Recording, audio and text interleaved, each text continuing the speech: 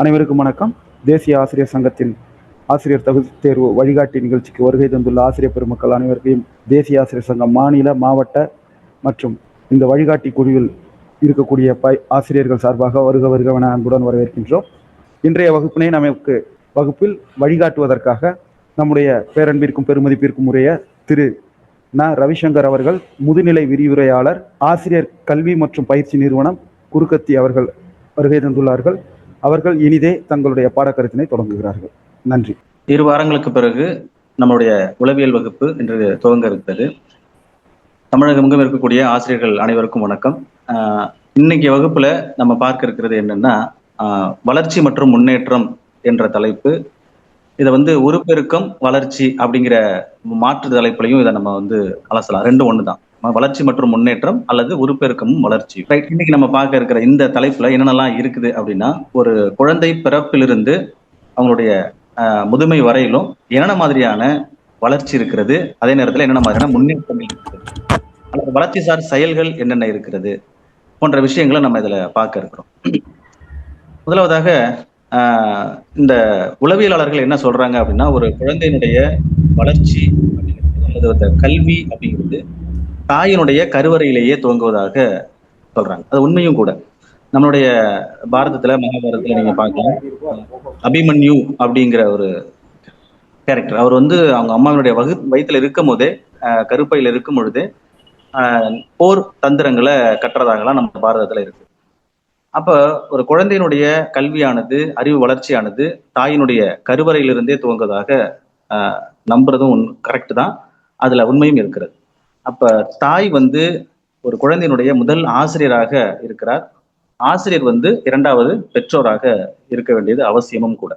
அந்த வகையில் நாம ஒரு குழந்தையினுடைய பெற்றோராக அந்த குழந்தையினுடைய கல்வியிலையும் அறிவு வளர்ச்சியிலையும் நம்ம எந்த அளவுக்கு முக்கியத்துவம் எடுத்துக்கிறோமோ, அதே போல நம்ம ஒரு ஆசிரியராக அதே குழந்தையினுடைய கல்வி அறிவியலையும் வளர்ச்சிசார் செயல்கள்லையும் நம்ம பெரிய முக்கியத்துவம் எடுத்துக்கொள்ள வேண்டிய கட்டாயம் இருக்கிறது. அப்போ நம்ம ஒரு குழந்தையினுடைய வளர்ச்சி மற்றும் முன்னேற்றம், அவங்களுடைய மன வளர்ச்சி, அந்த எப்படி அதை பேலன்ஸா கொண்டு போறது, இதை எல்லாத்தையும் ஒரு ஆசிரியராகிய நாம் கண்டிப்பாக நெறிமுறைப்படுத்த வேண்டிய கட்டாயம் நமக்கு இருக்கிறது.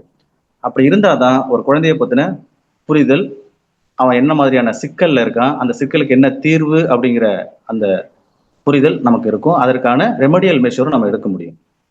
ரைட். இந்த உருப்பெருக்கம் மற்றும் வளர்ச்சியினுடைய பொருள் என்ன அப்படின்னு பார்த்தோம்னா, உருப்பெருக்கம் அப்படிங்கிறது உங்களுக்கே தெரியும், அதிலே இருக்கிறது. உருவானது அது பெருகுகிறது அல்லது பெருசாகிறது, அவ்வளவுதான். அப்போ அளவுல, எடையில ஏற்படக்கூடிய மாற்றத்தை மட்டும் சொல்றது அப்படிங்கிறது உருப்பெருக்கம் அப்படின்னு நம்ம வச்சுக்கலாம். அதே நேரத்துல இந்த வளர்ச்சி அல்லது முன்னேற்றம் அப்படிங்கிறது அது நம்ம ஒரு முதிர்ச்சிக்கு இட்டு செல்கிற ஒரு விஷயம். அதுல ஒரு சீக்வன்ஸ் இருக்கும், ஒரு முறை இருக்கும், ஒரு தொடர்பு இருக்கும், அதுல ஒரு பொருள் இருக்கும். அப்படி இருந்தாதான் அது சரியான வளர்ச்சியாக இருக்கும். அப்பதான் அது மெச்சூர்ட் ஆகியிருக்கு அப்படிங்கிறதுக்கு பொருள் இருக்கும். இப்ப நம்ம பார்க்கலாம், ஒரு ஒரு பழம் இருக்கு, அதாவது ஒரு மாம்பழம்னு வச்சுக்கோமே.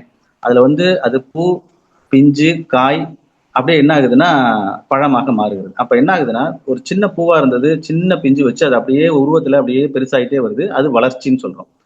அதே நேரத்துல முன்னேற்றம் அப்படிங்கிறது இந்த இடத்துல ஒரு நல்ல ஒரு முதிர்ச்சியை சொல்றது. அது அந்த காய் பழமா மாறுறதுங்கிறது தான் அந்த இடத்துல மெச்சூர்ட் ஆகுறது. அப்ப உருப்பெருக்கமும் இருக்கு, அதே நேரத்துல அந்த முதிர்ச்சியும் இருக்கு. அப்பதான் அது அது படைத்ததற்கான, அது படைக்கப்பட்டதற்கான அர்த்தத்தை அது கொடுக்கிறது. இதைத்தான் க்ரோ மற்றும் க்ரோ அப்படிங்கிறவர் என்ன சொல்றாரு அப்படின்னு சொன்னா, அவருடைய தன்னுடைய அந்த கொட்டேஷன்ல, உருப்பெருக்கம் என்பது ஒரு கட்டமைப்பு மற்றும் உடல் ரீதியான மாற்றங்களை குறிப்பது. அதே நேரத்துல வளர்ச்சி அப்படிங்கிறது உருப்பெருக்கத்தையும் சொல்லுது, அதே நேரத்துல அவங்க நடத்தையில் ஏற்படக்கூடிய மாற்றத்தையும் சொல்லுது. இது 2த்தையும் சேர்ந்தது. அப்போ ஒரு குழந்தை பிறந்ததுல இருந்து பார்க்கும்போது மிஞ்சி போனா ஒரு முழம் அளவுக்கு தான் அந்த குழந்தை இருக்கும். ரொம்ப பெருசா இருந்தா ஒரு முழம் இருக்கும், அவ்வளவுதான். அதுதான் இன்னைக்கு என்ன ஆகுதுன்னா 6 அடி 7 அடி கூட அந்த குழந்தை வளர்கிறது. அதே நேரத்துல தன்னுடைய நடத்தையிலையும் பிறந்ததுலேருந்து ஒவ்வொரு நாளும் நாளொரு மேனியும் பொழுதொரு வண்ணமுமாக என்ன பண்ணுதுன்னா நிறைய பிஹேவியரல் சேஞ்சஸ். அந்த பிஹேவியரல் சேஞ்சஸ் எப்படி இருக்கணும்னா டிசைரபிள் பிஹேவியர் சேஞ்சலா இருக்கும். அதாவது அடுத்தவங்களால ஏற்றுக்கொள்ளக்கூடிய, சமூகத்தால ஏற்றுக்கொள்ளக்கூடிய ஒரு நடத்தையுடைய குழந்தையாக அது மாறுது. அப்படின்னாதான் அது உருவ அளவுலையும் பெருசாயிருக்கு, வளர்ச்சியிலையும் மெச்சூர்ட் ஆயிருக்கு அப்படிங்கிறதுக்கு அர்த்தம் அப்படிங்கிற மாதிரி நம்மளுடைய அந்த கொட்டேஷன் அமைகிறது. அதை சொன்னவர் யாருன்னா குரோன் க்ரோ. அடுத்ததாக ஆண்டர்சன், ஹெர்லாக் போன்றவர்கள்லாம் என்ன சொல்றாங்க அப்படின்னு சொன்னா, வளர்ச்சி அப்படிங்கிறது ஒருவரது உயரத்துல சில அங்குலங்களை மட்டும் கூட்டுவது மட்டுமல்ல, மாறாக வளர்ச்சியானது பல அமைப்புகளையும் செயல்பாடுகளையும் ஒருங்கிணைக்கும் சிக்கலான செயல்முறை. இந்த இடத்துல குழந்தைக்கு நம்ம என்ன பண்ணலாம், அதுக்கு தேவையான போஷாக்க நம்ம குடுத்துட்டோம் அப்படின்னு சொன்னா, அது ஆட்டோமேட்டிக்கா அது வளர ஆரம்பிச்சுரும். அதுல ஒண்ணும் பெரிய சிக்கல் இருக்காது. ஆனா, அந்த குழந்தைகிட்ட ஒரு கேரக்டர பில்ட் பண்றது, தான் யாரு அப்படிங்கிறத அத புரிய வைக்கிறது, ஒரு பிரச்சனைக்கு தீர்வ கண்டுபிடிக்க வைக்கிறது, இது எல்லாம் நாம வெளியிலிருந்து எவ்வளவுதான் நம்ம ட்ரெயின் அப் பண்ணாலும், அந்த குழந்தைக்குன்னு ஒரு விஷயம் அது அது இன்னர் ஸ்பிரிட் இருந்தால் ஒழிய அது சாத்தியம் இல்ல. அப்ப அந்த வளர்ச்சியானது எப்படி இருக்கணும்னு சொன்னா, அது ஒரு ஸ்ட்ரக்சரபிளா இருக்கணும். அது ஆக்டிவிட்டி பேஸ்டா இருக்கணும். அது ஒரு கன்சாலிடேட்டடா இருக்கணும். அப்படிங்கிற ஒரு ஒரு ஒரு எப்படி சொல்றது? ஒரு ஒரு சிக்கலான செயல்முறை அப்படின்னு சொல்லி ஆண்டர்சன் அப்படிங்கிறவரு அது ஒரு வரையறை செய்கிறார். அடுத்ததாக ஹர்லாக் என்ன சொல்றாருன்னா, வளர்ச்சி அப்படிங்கிறது முடிவாக முதிர்ச்சியையும் அனுபவத்தையும் தரும் முறையான அனுமானிக்கத்தக்க தொடர்பான வளர்ச்சியை தரும் மாற்றங்களினால் நிகழ்வது. ரொம்பவும் குழப்பமான ஒரு இதா இருக்கும். அதுல என்ன சொல்றாருன்னா, முதிர்ச்சி அப்படிங்கிறது எப்ப கிடைக்கும்? பல பிரச்சனைகளை ஃபேஸ் பண்ணி அவங்களுக்கு என்ன ஆயிருக்கும்னு சொன்னா, ஒரு எக்ஸ்பீரியன்ஸ் கேதர் ஆயிருக்கும். அந்த எக்ஸ்பீரியன்ஸ் தான் அவன என்ன பண்ணுதுன்னா, முதிர்ச்சி அடைந்த மனிதனாக, ஒரு பக்குவப்பட்ட மனிதனாக, அல்லது நல்ல வளர்ந்த மனிதனாக அத மாற்றுகிறது அப்படின்னு சொல்றாரு. அப்போ ஆண்டர்சன், அர்லாக் போன்றவர்கள் தன்னுடைய உருவத்துல மட்டும் இல்லாம, தன்னுடைய கேரக்டர்லயும் ஒரு மெச்சூரிட்டிய காட்டுறது தான் சரியான வளர்ச்சி என்று அவர்கள் சொல்கிறார். அப்ப இந்த டேபுலர் காலம் என்ன சொல்கிறது அப்படின்னு சொன்னா, ஒரு பெருக்கத்திற்கும் வளர்ச்சிக்குமான அந்த வேறுபாடுகள் என்னென்ன நமக்கே தெரியும். இது உடல் அமைப்புல நிகழக்கூடிய மாற்றங்கள் எல்லாம் இதுல இருக்கும். ரைட்டுங்களா? குழந்தை குழந்தையாவே இருக்காது. அது இன்ஃபான்சியா இருக்கும், அப்புறம் சைல்ட்ஹுட்டா இருக்கும், அப்புறம் அடல்ட்டா இருக்கும், அப்புறம் அதாவது அடலசென்ஸா இருக்கும், அப்புறம் அடல்ட்ஹுட்டா இருக்கும். இது அப்படியே சீக்வன்ஸா போயிட்டே இருக்கு. உடல்ல நிகழக்கூடிய மாற்றங்களை பொறுத்து உருப்பெருக்கம் நிகழ்கிறது. இது லைஃப் லாங் போகுமான்னா போகாது. ஒரு சர்டன் ஏஜோட நின்னுடும். ரைட்டுங்களா? அடுத்தது பார்த்தீங்கன்னா, இது சில பேருக்கு நம்ம சொன்னது மாரி இன்னைக்கு 10 வயசுல எவ்வளோ ஹைட் இருப்பான், 15 வயசுல எவ்வளோ ஹைட் இருப்பான், 20 வயசுல எவ்வளோ ஹைட் இருப்பான் அப்படின்னு நம்ம அத ஒரு ஒரு சர்டைனா நம்ம சொல்ல முடியாது. சில பேர் வளரலாம், வளராமவும் போகலாம். அப்போ இது ஒரு இதுல ஒரு வித்தியாசம் இருக்க செய்யுது. ஆனா வளர்ச்சி அப்படின்னு பார்க்கும்போது, இதுல நல்ல ஒரு செயல்பாடுகள்ல முன்னேற்றம் இருக்கும். இப்ப குழந்தை பார்த்தீங்கன்னா, வெரி ஃபர்ஸ்ட் நம்ம பார்க்குற பொறந்த குழந்தைக்கு என்ன தெரியாது? அவ கண்ணு அப்படிங்கிறதே தெரியவே தெரியாது. அவங்க அம்மா பெத்த அம்மாவ கூட என்ன பண்ணுது, அவங்களுக்கு அத காண முடியாது. அதுக்கு காரணம் என்ன அப்படின்னு சொன்னோம்னா, இதுல ஒரு நரம்புகளினுடைய, நியூரான்களினுடைய அந்த இணைப்பு அப்படிங்கிறது ரொம்ப ரொம்ப முக்கியம். இப்ப பார்த்தீங்கன்னா, மூளை இருக்கிறது. கண்கள்ல அது கண்களுக்கு என்னென்ன மாரியான விஷயங்கள் இருக்குதோ, அதுல அதுக்கான அந்த கனெக்ஷன்னு சொல்லக்கூடிய அந்த நியூரான், இணைப்பு நியூரான் அங்க என்ன இருக்குன்னா துண்டிக்கப்பட்டிருக்கும். அதாவது சேராம இருக்கும். அப்ப பார்க்கும்பொழுது மூளை செயல்படுது. ஆனா கண் பார்க்கறதுக்கான அந்த வாய்ப்பு இல்லாம இருக்கு. அப்ப ஒரு மாதங்கள் ஆக ஆக தான் அந்த இணைப்பு நியூரான் மூளையோடு, கண்ணோடும் என்ன பண்ணப்படுகிறதுன்னா, அது இணைக்கப்படுகிறது. அதுக்கு பேரு மயலின் ஷீத் அப்படின்னு பேரு. அத ஆங்கிலத்துல மயலினேஷன் அப்படின்னே சொல்லுவாங்க. இப்போ பிறந்த குழந்தைக்கு கண்ணு அவ்வளவா தெரியறதில்ல. வாரங்கள் ஓட ஓட, நாட்கள் கூட கூட என்ன ஆகுதுன்னா, கொஞ்சம் அப்படியே புகை படிஞ்ச மாதிரி உருவங்கள் அதுக்கு தெரியுது. அப்புறம் ஒரு 3 மாசம் நல்லா வந்துருச்சு அப்படின்னு சொன்னா, யாரு அருகில் இருந்து அவங்கள கவனிச்சுக்கிறாங்களோ, பாதுகாக்கிறாங்களோ, அவங்களுடைய முகத்த நல்லா கண்டுபிடிக்கும். ரைட்டுங்களா? அப்படி இருக்கும் பொழுது, அங்க தான் அந்த அந்த மயலினேஷன் நடக்கிறதுனால, கண் பார்வை நரம்பும், மூளையினுடைய நரம்பும் இணைக்கப்படுகிறது. அந்த நியூரான் இணைக்கப்படுகிறது. இதுக்கு பேர் மயலின் ஷீத், மயலினேஷன் என்று பெயர். அப்ப இந்த செயல்பாடுகள்ல அப்பதான் முன்னேற்றம் அடையும். அப்போ அம்மாவ பார்த்தா சிரிக்கிறது, பசி எடுத்தா அம்மாவ தேடுறது. இத மாதிரியான விஷயங்கள்லாம் அந்த செயல்பாடுகள்ல முன்னேற்றத்த தான் அது குறிக்கிறது. ரைட்டுங்களா? அப்ப இந்த உருப்பெருக்கத்திற்கும், வளர்ச்சிக்குமான அந்த வித்தியாசம் அப்படிங்கிறது, வளர்ச்சியின்றி இது சாத்தியமாகும். எப்படின்னா, சைஸ் சின்னதா இருப்பாங்க.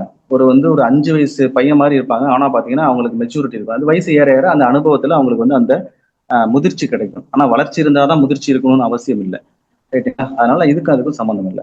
அப்போ உருப்பெருக்கமும், வளர்ச்சியும் நிறைய வேறுபாடுகளை கொண்டது அப்படிங்கிறத நம்ம பார்க்கலாம். இதுல இப்ப பார்த்தீங்கன்னா, இந்த டைட்டில்ல நம்ம என்ன பார்க்க இருக்கிறோம்னா, மனித உருப்பெருக்கம் மற்றும் வளர்ச்சி நிலைகள நம்ம பார்க்க இருக்கிறோம். இதுல சில பண்பு நலன்களை அடிப்படையாக கொண்டு இந்த உளவியலாளர்கள் என்ன பண்றாங்கன்னா சில படிநிலைகளை வகைப்படுத்திருக்காங்க. அந்த வகையில் ஒரு குழந்தை பிறந்ததுக்கு அப்புறம் தான் வளருதா அப்படின்னு கேட்டா கிடையாது. என்ன பண்ணுது அது? பிறப்புக்கு முன்னாடியே அது வளர்ச்சி நிலைகளை அடைகிறது. அது உங்களுக்கு தெரியும்.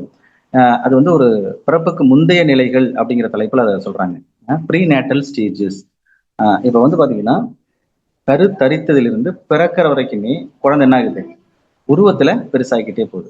அதைத்தான் ஒரு ஜெர்மினல் பீரியட் அப்படின்னு ஃபர்ஸ்ட் ஒன்று சொல்றாங்க. அதாவது முளைக்கரு நிலை, அது கருவிதை நிலைன்னு சொல்றாங்க. முதல் 2 வாரங்கள். பார்க்கும்போது அந்த சயின்ஸ் படி உங்களுக்கு தெரியும். ஆஹ் அந்த கருவானது அந்த கருப்பையில போய் பதிந்து ஒட்டி அப்படியே வளர ஆரம்பிக்கிறது. அப்புறம் அடுத்த நிலை பார்க்கும்போது எம்பரியோனிக் பீரியட்னு சொல்லுவாங்க. அதை வந்து ஒரு ஒரு சதை பிண்டமான ஒரு நிலை, வளர்க்கரு நிலை என்று சொல்லலாம். இது வந்து 2 முதல் ஒரு 8 வாரம் வரைக்கும். ரைட்டுங்களா? கிட்டத்தட்ட ஒரு 2 மாசம் அப்படி வச்சுக்கலாமே. அடுத்ததாக முதிர்கரு நிலை, அதாவது ஃபயட்டல் பீரியட், முதிர்சூல் நிலைன்னு சொல்லுவாங்க. இது 9 வாரம் வரையிலிருந்து பிறப்பு வரைக்கும். அப்ப பாத்தீங்கன்னா ஆஹ் உள்ள இருக்கிற அந்த கருவானது உள்ள இருக்கிற இன்னர் ஆர்கன்ஸ்லாம் அப்படியே வளர ஆரம்பிச்சுட்டே வரும்.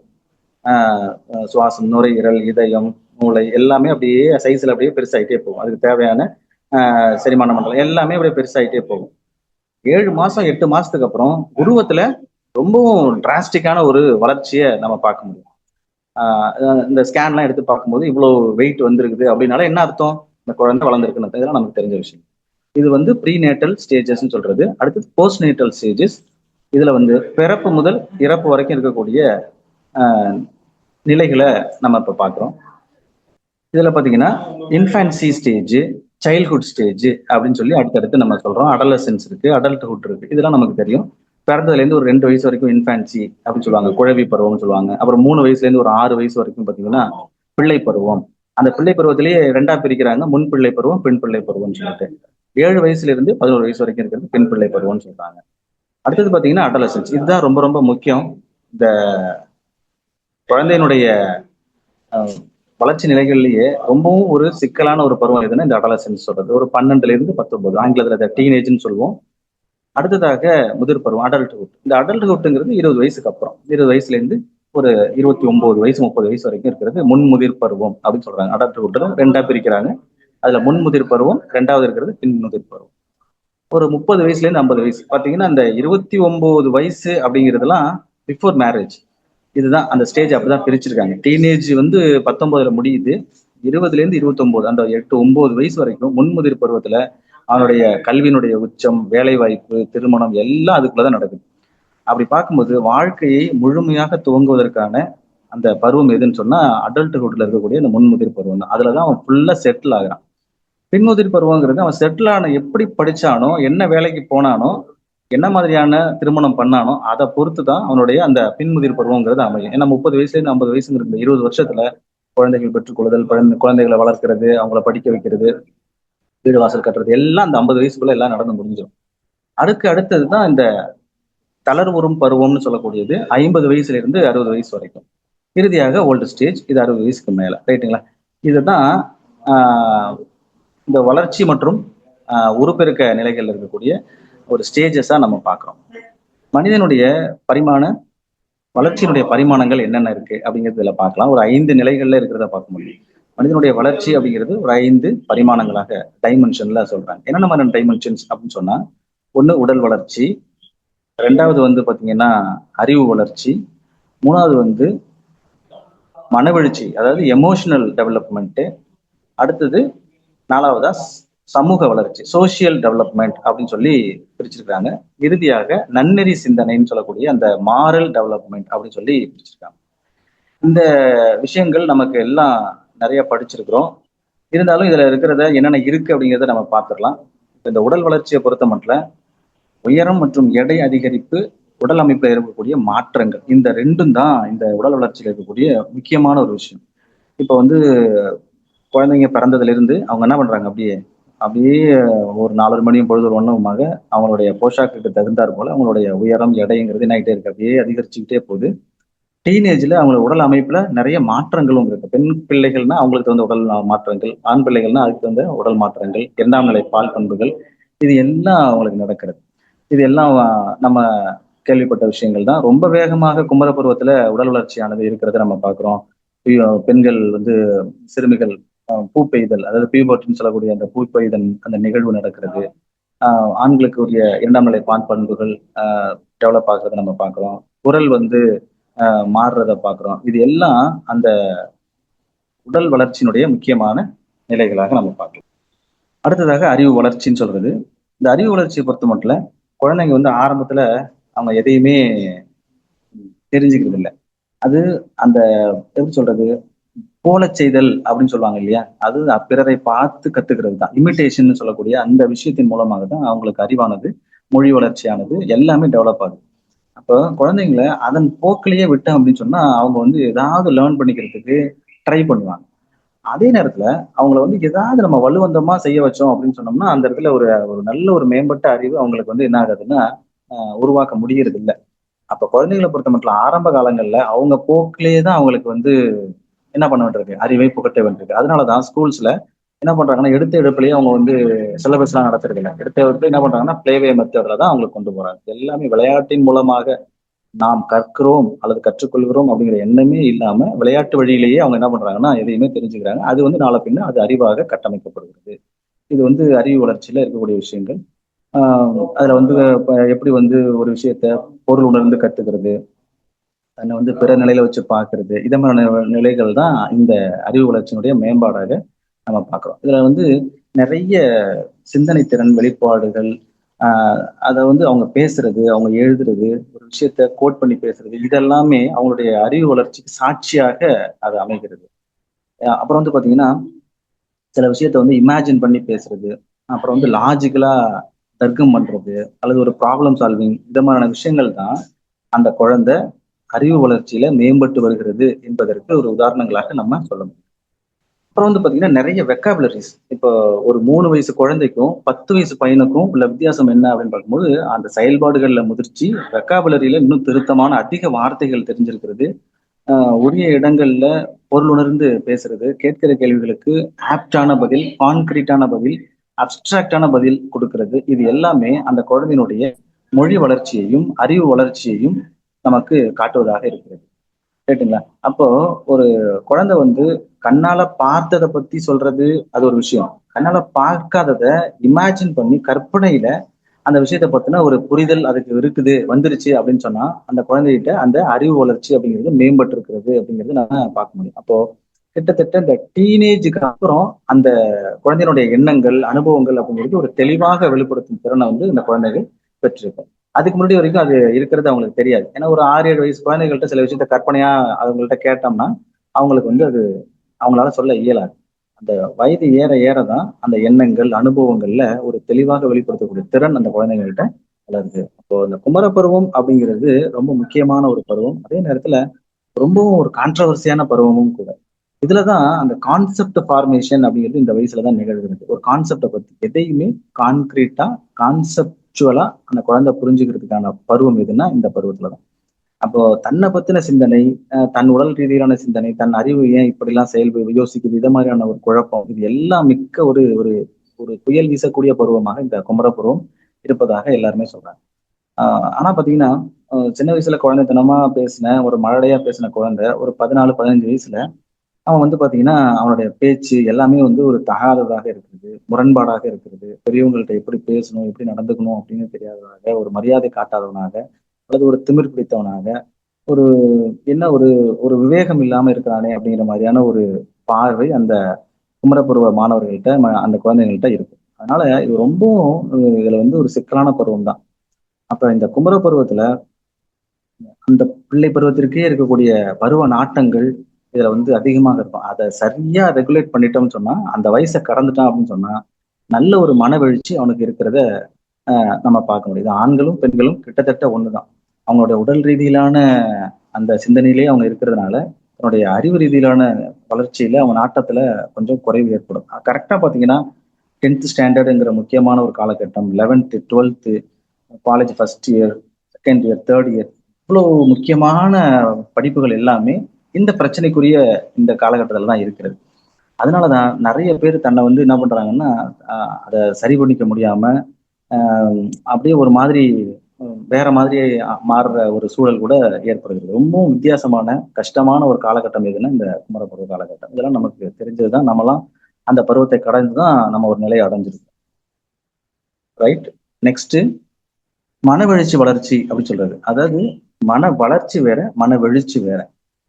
எமோஷனல் அப்படிங்கிற ஒரு விஷயம் தான் இந்த மனவெழுச்சி அப்படிங்கிறது. இந்த மனவெழுச்சியில என்ன மாதிரியான வளர்ச்சி அப்படின்னு சொன்னா, எமோஷனலா பேலன்ஸ்டா இருக்கிறது. அந்த அந்த கோபமா இருந்தாலும், அழுகையா இருந்தாலும், பாசமா இருந்தாலும், கண்ணீரா இருந்தாலும், எந்த எடுத்துக்கிட்டாலும் பொறாமையா இருந்தாலும், இது எல்லாம் பயம், இது எல்லாத்தையுமே சரியான ரேஷியோல தகுந்த இடத்துல தகுந்த அளவு வெளிப்படுத்த தெரிஞ்சுது அப்படின்னு சொன்னா, அவன்கிட்ட அந்த மனவெழுச்சி வளர்ச்சி இருக்கிறதாக அர்த்தம். அப்போ மனவளர்ச்சி அப்படிங்கிறது ஒரு உடல், மனம் ஆகியவற்றை உள்ளடக்கிய ஒரு சிக்கலான மற்றும் சிதறலான மன அனுபவங்களை கொண்ட செயல்பாடு அப்படின்னு சொல்றாங்க. இந்த மனவெழுச்சி அப்படிங்கிறதுக்கு, எமோஷனல் அப்படிங்கிறதுக்கு ஒரு மாதிரியான ஒரு ஃபீலிங், ஒரு உணர்ச்சியூட்டப்பட்ட ஒரு நிலை, ஒரு வந்து ஸ்டிமுலேட் பண்ணப்பட்ட ஒரு நிலை அப்படிங்கிற மாதிரி, கிளர்ந்து எழப்பட்ட ஒரு நிலை அப்படிங்கிற மாதிரிலாம் இதுக்கு பொருள் கொள்ளப்படுது.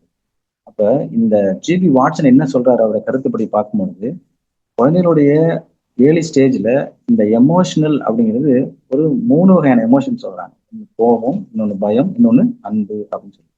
அது கோபம், பயம், அன்பு எல்லாமே அது வந்து ஒரு அந்த டோஸ் இருக்கு. கோபமா இருந்தாலும் எவ்வளவு கோவப்படணும், எந்த விஷயத்துக்கு எவ்வளவு கோவப்படணும், பயமும் அதீதமா இருந்தாலும் கோழையாயிடும், அன்பு அதிகமா இருந்தாலுமே அவங்க வந்து என்ன பண்ணுவாங்கன்னா ஏமாற்றப்படுவர்களாக மாறுவாங்க. அப்போ அந்த டோசேஜ் அவங்களுக்கு கிளியரா தெரியும்.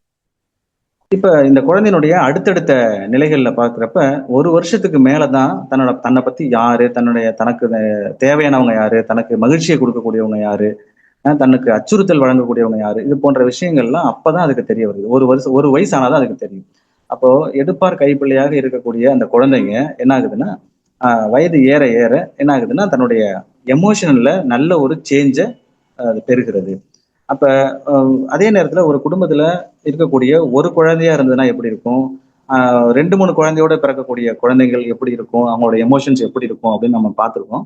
அப்படி பார்க்கும்போது ஒரு சிங்கிள் சைல்டா இருக்கிற அந்த குழந்தை வந்து பாத்தீங்கன்னா, ஒண்ணு பயம் கொண்டிருக்கும், இல்லைன்னா வந்து ஒரு மூர்க்கமாக இருக்கும். அதாவது ரொம்பவும் முரடனாக, சுயநலமிக்கவனாக இருக்கிறத நம்ம பார்க்க முடியும்.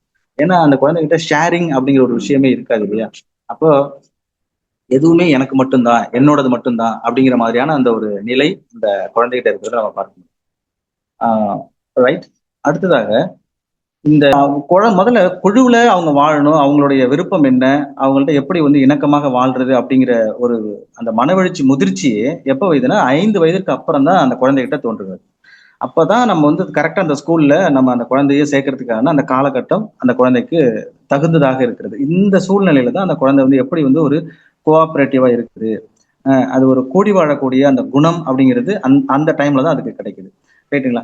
அதனால அது ஒரு சமூக மனப்பான்மை அப்படிங்கிறது அந்த குழந்தைகள்கிட்ட வளர்றதுக்கான காலகட்டம்ங்கிறது 5 வயதிற்கு பிறகுதான். அப்ப அந்த குழந்தை அதனுடைய அடிப்படையில அந்த மனவளர்ச்சியை என்ன பண்ணுதுன்னா கட்டுப்படுத்திக்குது. ரைட்டுங்களா? நம்ம வீட்டுல இருக்கிற மாதிரி வெளியில இருக்க முடியாது, அம்மாட்ட பேசுற மாதிரி டீச்சர்கிட்ட பேச முடியாது, அல்லது தங்கச்சிகிட்ட நடந்துக்கிற மாதிரி நம்மளுடைய ஃப்ரெண்டுக்கு நடந்துக்க முடியாது. இத மாதிரியான அந்த அடிப்படை மனவளர்ச்சியை கட்டுப்படுத்தக்கூடிய அந்த தன்மை அந்த குழந்தைங்கள்ட்ட அப்பதான் வளர்கிறது. அப்ப எதையுமே அறிந்து கொள்ளக்கூடிய திறன், எதையுமே வந்து ஒரு கியூரியாசிட்டின்னு சொல்லக்கூடிய எதையும் தெரிஞ்சுக்கக்கூடிய அந்த குணாதிசயம், ஒரு ட்ரை பண்ணி ஒரு விஷயத்த அச்சீவ் பண்ற அந்த குணாதிசயம், இது எல்லாமே 6 வயசுல இருந்து இந்த 12 வயசு வரைக்கும் வளர துவங்குகிறது அப்படின்னு சொல்றாங்க.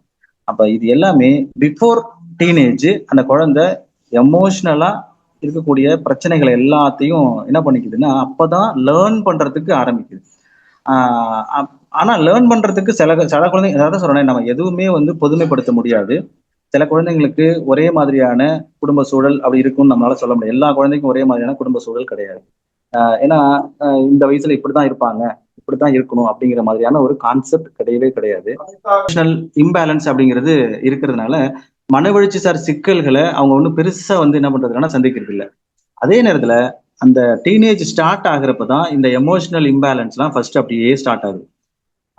அந்த ஒரு பிரச்சனைக்குரிய பருவமாக அந்த குமரப்பருவம் இருப்பதற்கு காரணமே இந்த எமோஷனல் இம்பேலன்ஸ் தான். அப்போ மொத்த இம்பேலன்ஸும் இந்த டீனேஜ்ல அப்படியே கொஞ்சம் கொஞ்சமா ஸ்டார்ட் ஆகுது. காரணம் என்னன்னா அவனுடைய உடல் சம்பந்தமான அந்த சிந்தனைகளை, எப்போதுமே தன் உடலை பத்தின சிந்தனைகள், நம்ம உடல்ல ஏற்படக்கூடிய மாற்றங்கள், இதை பத்தின சிந்தனைகள் தான் அவனை வந்து ஒரு குழப்பமான மனநிலைக்கு எப்போதுமே வந்து வச்சுட்டே இருக்கிறதுக்கு காரணம்னு நம்ம சொல்ல முடியும்.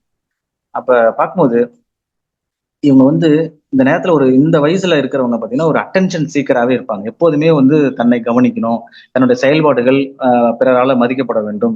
எப்போதுமே வந்து ஒரு குடும்பத்துல தன்னை கேட்டு வந்து ஒரு டிசிஷன் எடுக்கணும் அப்படிங்கிற ஒரு எண்ணம் ஏற்படுதல்.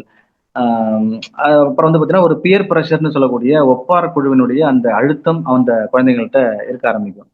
அப்படியே கொஞ்சம் கொஞ்சமா பெற்றோர்களை விட்டு விலகி ஆஹ் அவங்களுடைய நண்பர்கள்ட்ட அவங்க வந்து சுத்தமாவே வந்து சரண்டர் ஆவாங்க. அத மாதிரியான ஒரு குணங்கள்லாம் இந்த டைம்ல தான் ஏற்படுது. அதனால தாகூர் அவர்கள் சொன்னது இந்த ஒரு பெரிய கொட்டேஷன், அருமையான கொட்டேஷன். பாத்தீங்கன்னா இந்த உலகத்துல 14 வயசு சிறுவனை காட்டிலும் ஒரு மோசமான தொல்லை கொடுப்பவன் வேறு யாரும் இருக்க முடியாது அப்படிங்கிற மாதிரி அவர் சொல்றாரு. அதனால அந்த டைம்ல அவருக்கு என்னென்ன மாதிரியான சிக்கல் ஏற்படும் அப்படிங்கிறத ரொம்ப டீட்டெயில்டா சொல்லியிருப்பாரு. அதனாலேயே அந்த 14 வயசு 15 வயசு பையன் வந்து பாத்தீங்கன்னா குடும்பத்துல வந்து ஏதோ ஒரு ஏற்ற அல்லது சமூகத்திற்கு ஏற்ற ஒரு நபராக அவன் வந்து மாறத் தொடங்கணும். எந்த அளவிற்கு அவன் தன்னுடைய பிரச்சனைகளுக்கு தீர்வு கண்டே வருகிறானோ, எமோஷனலா எப்போது அவன் வந்து பேலன்ஸ்டா இருக்கானோ, அப்ப வந்து அவன் வந்து நல்ல ஒரு குடிமகனாக மாறுவதற்கான வாய்ப்பு இருக்கிறது. அடுத்ததாக நம்ம பார்க்க இருக்கிறது என்னன்னா, சமூக வளர்ச்சி. சமூக வளர்ச்சி அப்படின்னு நம்ம பார்க்கணும்னா, ஒரு தனிநபர் தொடர்பை முன்னேற்றுவதற்கும், மக்களோடு எவ்வாறு இணைந்து வாழ்வது என்பதை கற்பிப்பதற்கும் இந்த சமூக வளர்ச்சிங்கிறது உதவுகிறது. அதாவது இந்த இணக்கம் அப்படிங்கிற ஒரு விஷயம் தான். எப்படி வந்து நம்ம வந்து ஒரு கொலாபரேட்டிவா இருக்கிறது. ஒரு ஒரு ஒரு நபர் ஒரு நபரோடு அல்லது ஒரு நபர் ஒரு சமூகத்தோடு எப்படி பழகுவது, எப்படி இனிமையாக பழகுவது, எப்படி பயன்பாடுடைய நபராக இருப்பது அப்படிங்கிறத கத்துக்கிறது தான் இந்த சமூக வளர்ச்சி அப்படின்னு சொல்றோம். எப்படி வந்து ஒரு மனிதன்கிட்ட உடல் வளர்ச்சி முக்கியமோ, அறிவு வளர்ச்சி முக்கியமோ, அதை போல இந்த சமூக வளர்ச்சியும் அப்படிங்கிறது ரொம்ப ரொம்ப ரொம்ப முக்கியமான ஒன்று. ஏன்னா அதை திறம்பட கையாளுவது அப்படிங்கிறது பல பேருக்கு தெரியறது இல்ல. அப் அதனாலதான் சமூகத்துல அவங்க வந்து ஒரு ப்ராப்ளமேட்டிக்காவே மாறி போறாங்க. அப்ப வந்து சமூகத்தால் எது ஏற்றுக்கொள்ளக்கூடியதோ, எது அக்செப்ட் பண்ணக்கூடியதோ, அதை மட்டும் தான் என்ன பண்ண முடியும்னா, அவன் வந்து செய்யணும். இதுல வந்து சில குறைபாடுகள் இருக்கும் பட்சத்துல, அது வந்து ஒரு பொருத்தப்பாடின்மைக்கு என்ன பண்ணிடுதுன்னா, வழிவகுத்து விடுகிறது. அப்போ சமூகம் ஏற்றுக்கொள்ளக்கூடிய விஷயங்களை மட்டும் தான் என்ன பண்ண வேண்டியிருக்கு, செய்ய வேண்டியிருக்கு அப்படிங்கிறது ஒரு பிரஷர் அந்த பிள்ளைகள்கிட்ட இருக்கிறத நம்ம பார்க்க முடியும். அப்போ பாத்தீங்கன்னா, ஒரு காலத்துல நாங்கலாம் அப்படி இல்ல. அந்த காலத்துல பிள்ளைங்கலாம் அப்படி இருக்க மாட்டாங்க. இந்த காலத்து பிள்ளைங்களே சரியில்ல. இந்த வாசகம் எல்லா காலத்திலயும் இருந்தது. இந்த காலத்து பிள்ளைங்க சரியில்ல அப்படிங்கிறது எல்லா காலத்திலயும் இருந்தது. அப்ப ஒவ்வொரு காலகட்டங்கள்லயும் குழந்தைங்க தங்களுடைய செயல்பாடுகள்ல ஒரு முதிர்ச்சியை பெற்று வரும் பட்சத்துல, இந்த மனக்குறைபாடுகள் எல்லாம், சமூக இணக்கமின்மை எல்லாம் சரியாக மாறி போகும் அப்படிங்கிறது தான் இதுல இருக்கக்கூடிய சமூக வளர்ச்சியில மாணவர்கள் எவ்வளவு தூரம் மெச்சூர்டா இருக்கிறாங்களோ அதை பொறுத்து தான் அவங்களுடைய செயல்பாடுகள் இன்னும் அவங்களுடைய முன்னேற்றம் அப்படிங்கிறது இருக்கு. அப்ப பார்க்கும்போது மற்றவர்களோடு அவங்க எவ்வளவு தூரம் ஒத்து போறாங்க, அப்புறம் சமூகம் மற்றும் பொருளாதார சார்பின்மை எப்படி அவங்க பெற்றிருக்கிறாங்க, அப்புறம் எப்படி வந்து அடுத்தவங்கள்ட்ட எதிர்பாலினத்தவரோடு எவ்வாறு வந்து அவங்க பழகுறாங்க, என்ன மாதிரியான வந்து ஒரு மாரல் வேல்யூஸ் அவங்கள்ட்ட இருக்குது, என்ன மாதிரியான கேரக்டர் அவங்க பெற்றிருக்கிறாங்க, இது எல்லாமே அந்த சமூகவியல் முதிர்ச்சியை பொறுத்து தான் அமைகிறது அப்படின்னு சொல்லி அந்த கொட்டேஷன் வந்து சொல்கிறது. அப்ப எப்போதுமே வந்து ஒரு குழந்தை பிறக்கும் பொழுது ஒரு முழுமையான ஒரு தன்மையோடு அது பிறக்கிறது இல்லை. அது வளர வளர அதுகிட்ட இருக்கக்கூடிய அந்த கேரக்டர் பில்டு அப்படிங்கிறது எமோஷனல் பேலன்ஸ், அதே நேரத்துல சோசியல் டெவலப்மெண்ட் இதை பொறுத்து தான் அந்த குழந்தை எவ்வளவு தூரம் தன்னை வந்து ஒரு மேம்பட்ட ஒரு மனிதனாக, நல்ல பக்குவப்பட்ட மனிதனாக தன்னை மாற்றிக்கொள்கிறது அப்படிங்கிறத பொறுத்து அமைகிறது அப்படின்னு சொல்றாங்க. அப்ப இது வந்து ஒரு உயிரியல் தேவைகள்ல ஒரு மன நிறைவு ஏற்படுத்துதலை இது வந்து என்ன பண்ணுது, எதிர்பார்க்கிறது. எப்போதுமே வந்து பாத்தீங்கன்னா ஒரு இந்த சொசைட்டி வயதிற்கு ஏற்ற சில செயல்களை எதிர்பார்க்கும். பாத்தீங்கன்னா நீங்க உங்களுக்கே தெரியும், ஒரு ஒரு வயசு ஆயிருச்சு அப்படின்னாலே, ஒரு வயசு 1.5 வயசு ஆயிடுச்சுனாலே என்ன ஆயிடுச்சு, பல்லு முளைச்சிருச்சான்னு கேட்பாங்க, பேசுதான்னு கேட்பாங்க, எழுந்து நடக்குதான்னு கேட்பாங்க. அப்ப இந்த சொசைட்டி எப்போதுமே ஒரு குழந்தைகிட்ட வயதிற்கேற்ற ஒரு முதிர்ச்சியை எப்போதுமே எதிர்பார்த்து கொண்டே இருக்கும். அப்ப அது வந்து அது தொடர்ந்துகிட்டே இருக்கும். ரைட்டுங்களா? பையன் வந்து ஒரு 15 வயசு ஆயிட்டானா, 10வது முடிச்சுட்டானா, எவ்வளவு மார்க் கேட்பாங்க. அடுத்தது அந்த கல்யாண வயசு வந்துருச்சுன்னு சொன்னா எப்ப வந்து கல்யாணம்னு கேட்பாங்க. கல்யாணம் ஆனதுக்கு அப்புறம் எப்ப என்ன விசேஷம் இல்லையா அப்படின்னு கேட்பாங்க. இப்போ ஏதாவது ஒண்ணு இந்த சொசைட்டி நம்மள்ட்ட என்ன பண்ணிட்டே இருக்கு, எதிர்பார்த்து கொண்டே இருக்கிறது. வயதிற்கேற்ற முதிர்ச்சியை அது எதிர்பார்த்து கொண்டே இருக்கிறது. இதுதான் சொல்றது. அப்போ அந்த குடும்ப நபர்களால் அவர்கள் வந்து நடத்தப்படக்கூடிய விதம் அல்லது அந்த சமூக இயல்பை என்ன பண்ணுது, அது நிர்ணயிக்கிறது அப்படின்னு சொல்லி சொல்றோம். அதாவது நம்ம குடும்பம் அப்படிங்கிறது சொசைட்டினுடைய ஒரு அழகு. அப்ப அந்த குடும்பத்துல அந்த குழந்தைக்கு என்னென்ன மாதிரியான நடத்தை நடக்கிறதோ அல்லது அது நல்லது நடந்தாலும் சரி, கெட்டது நடந்தாலும் சரி, அது எதுல வந்து வெளிப்படுத்தும் அப்படின்னு சொன்னா சொசைட்டில அந்த குழந்தை வந்து வெளிப்படுத்தும். ரொம்ப தன்னம்பிக்கை அவங்களுக்கு அந்த குழந்தைக்கு ஊட்டி, பாராட்டி, அவங்கள வந்து பெருந்தன்மையோடு நடத்தக்கூடிய அந்த குழந்தைங்க சமூகத்திலயும் அதே மாதிரியே நடந்துக்கும். இங்க வீட்ல ரொம்ப அடித்து துன்புறுத்தப்படக்கூடிய குழந்தைகள் வெளியில வந்து ரொம்பவும் மூர்க்கமாக நடந்துக்கும். அப்ப எப்போதுமே ஒரு குழந்தை மட்டுமே அந்த குடும்பத்துல குழந்தை எப்படி நடத்தப்படுகிறதோ அதை பொறுத்து தான் சொசைட்டிலையும் அதனுடைய செயல்பாடுகள் இருக்கும் அப்படிங்கிறத நம்ம பார்க்கணும். அப்போ சமூக இயல்பை நிர்ணயிப்பது குடும்ப நபர்கள் தான் அப்படிங்கிறத நம்ம புரிஞ்சுக்கணும். அப்ப சொசைட்டில அந்த குழந்தை நடந்துக்கிறதுக்கான பேஸ் எங்க அமைக்கப்படுகிறதுனா குடும்பத்துல. இப்ப இந்த ஒப்பார் குழு அப்படின்னு நம்ம சொல்றோம். ஒப்பார் குழுன்னா ஒரே வயதுடைய குழந்தைகளை தான் ஒப்பார் குழுன்னு சொல்லுவோம். அப்ப இந்த ஒப்பார் குழுவில் இருக்கக்கூடிய அந்த பண்பு எப்படி இருக்கும்னு சொன்னா ரொம்பவும் அந்த குழந்தையினுடைய கேரக்டர்ல மிகப்பெரிய ஒரு மாற்றத்தை ஏற்படுத்தக்கூடிய ஒரு முக்கியமான ஒரு ரோல் பண்ணக்கூடிய ஒரு விஷயமாக இருக்கு. இது வந்து பாத்தீங்கன்னா ஒரு ஆஃப்டர் ஒரு டீனேஜ்ல அந்த ஒரு 12, 13 வயசுல இருந்து அது ஸ்டார்ட் ஆயிடுது. அப்ப அந்த குழந்தை பருவத்தை அது என்ன மாதிரியான ரொம்ப ஒரு நல்ல ஒரு கேரக்டரா இருந்த குழந்தை குமர பருவத்துல பார்க்கும்போது வேற மாதிரி மாறுறதுக்கு காரணம் அது என்ன மாதிரியான பியர் குரூப்ல அது போய் ஃபிட் ஆகுதோ அதை பொறுத்து இருக்கு. அப்போ நல்ல நண்பர்கள் அப்படிங்கிறது அந்த குழந்தைக்கு அமைஞ்சிருச்சு அப்படின்னா அந்த லைஃப் வந்து அது பாட்டுக்கு ஸ்மூத்தா போகும். இதே வந்து ஒரு நெறிபுரல் நடத்தையுடைய ஒரு கேங்ல அவன் சேர்ந்துட்டான் அப்படின்னு சொன்னா அந்த குமரப்பருவம் அவனுடைய வாழ்க்கையே வேற மாதிரி என்ன பண்ணிடும்னா டிசைட் பண்ணிடும்.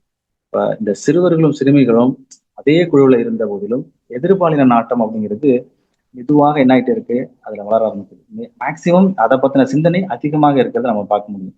நல்லது எது கெட்டது எது அப்படிங்கிறதெல்லாம் அதுல தெரியவே தெரியாது. எதிர்பாலின நாட்டம் அதிகமாக இருக்கும் அப்படிங்கிறது நமக்கு தெரியும். அப்ப இந்த இதை பொறுத்த மட்டும் சமூக வளர்ச்சியை பொறுத்த மட்டும் அந்த குழந்தை என்ன மாதிரி வளரணும் அப்படிங்கிறத நிர்ணயிக்கக்கூடிய சக்தியாக இந்த ஒப்பார் குழு இருக்கிறது அப்படிங்கிறத நம்ம பார்க்கலாம். இறுதியாக இருக்கக்கூடிய அந்த வளர்ச்சியில நன்னெறி சிந்தனை அப்படிங்கிறது ரொம்ப முக்கியம். மாரல் வேல்யூஸ், அந்த மாரல் டெவலப்மெண்ட் அப்படிங்கிறது ரொம்ப ரொம்ப முக்கியம். இந்த மாரல் அப்படிங்கிற வார்த்தை இதுலேருந்து வந்தது அதெல்லாம் சொல்லியிருக்காங்க. லத்தீன் வார்த்தையிலிருந்து மோர்ஸ் அப்படிங்கிற ஒரு லத்தீன் வார்த்தையிலிருந்து வந்தது. அதனுடைய பொருள் என்ன அப்படின்னு சொன்னா அது அதோடைய பழக்க வழக்கம், அவங்களுடைய வாழ்க்கை முறை, அது வந்து அடுத்தவங்கள்ட்ட பழகக்கூடிய அந்த நடை பாங்கு இது எல்லாமே நன்னெறி அப்படின்னு சொல்றாங்க. அப்ப பாத்தீங்கன்னா அந்த குழந்தை இந்த வயசுலயே இவ்வளவு தூரம் அது வந்து ரொம்பவும் ஒரு மேம்பட்ட எண்ணத்தோடும் மேம்பட்ட ஒரு செயல்பாட்டோடும் இருக்குது அப்படின்னு சொன்னா அந்த குழந்தைகிட்ட அந்த நன்னெறி சிந்தனை அப்படிங்கிறது அதிகமாக இருக்கிறது அப்படின்னு அர்த்தம். சில பேர் வந்து என்ன பண்ணுவாங்கன்னா ரொம்ப எவ்வளவுதான் வளர்ந்தாலுமே அவங்களுக்கு வந்து அதை பத்தின ஒரு மாரல் வேல்யூஸே இருக்காது. அது வந்து சில நேரங்கள்ல மரபும் அவங்களுக்கு வந்து ஒரு காரணமாக இருக்கு. சில நேரங்கள்ல சூழ்நிலையும் அது வந்து ஒரு காரணமாக இருக்கு. நம்ம சில நேரங்களுக்கு சொல்லுவாங்க அவங்களுடைய வளர்ப்பு அப்படி, அவங்களுடைய பாரம்பரியம் அப்படி அப்படிலாம் கூட சொல்ல நம்ம கேள்விப்பட்டிருப்போம். அந்த வகையில ஒரு குழந்தையினுடைய அந்த கேரக்டர் ஃபார்மேஷன்ல அல்லது அந்த நன்னெறி சிந்தனையில ஆஹ் மரபும் ஒரு காரணமாக இருக்கிறது. அதே நேரத்துல சூழ்நிலையும் ஒரு முக்கிய பங்கு வகிக்கிறத பார்க்கிறோம். மரபு வந்து ஒரு 20% 40% அப்படின்னா மீதம் இருக்கக்கூடிய மெஜாரிட்டியான போர்ஷன் எதுன்னு சொன்னா இதுதான். அது தவிர சூழ்நிலை தான் அதை வந்து தீர்மானிக்கும். ரைட்டுங்களா? சிந்தனை பத்தி பியாஜே அவர்கள் ஒரு கிட்டத்தட்ட ஒரு 4 நிலைகள்ல அதை சொல்றாரு. அது பாத்தீங்கன்னா ஒரு தன்னிச்சையான நிலை, முதல் 5 வருஷத்துல இருக்கிறது வந்து முதல் 5 வருஷத்தை தன்னிச்சையான நிலை அப்படின்னு சொல்றாரு.